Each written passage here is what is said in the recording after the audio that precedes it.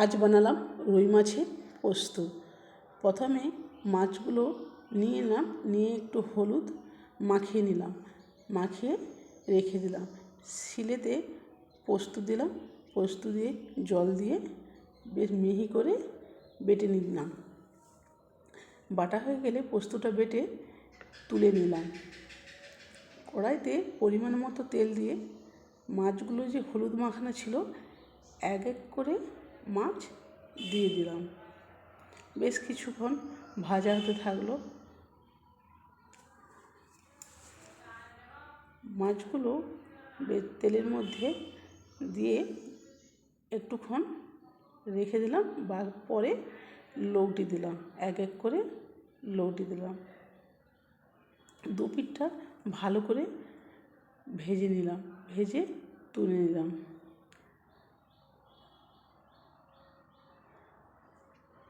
ওর জন্য গোটা মশলা এবার কড়াইতে দিলাম, পরিমাণ মতো চিনি, জিরা, তেজপাতা, লঙ্কা ফোড়ন দিলাম।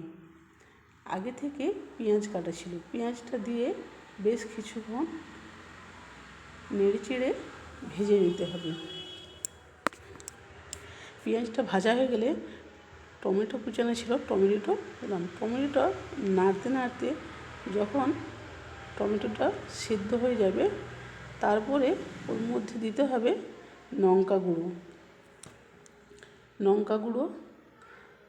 হলুদ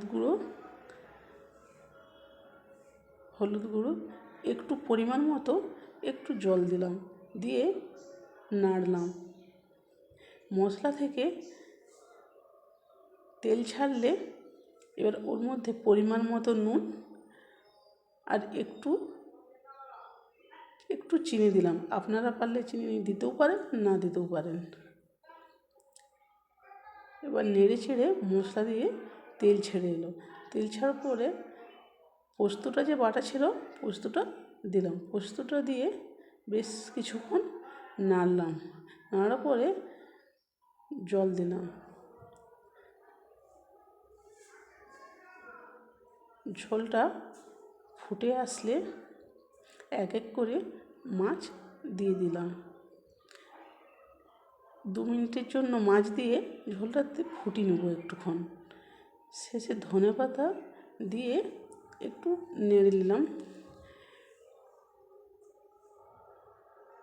ধনেপাতা দিয়ে একটু নেড়ে নিলাম, নেড়ে 1 চামচ ঘি দিয়ে রান্নাটা শেষ করলাম।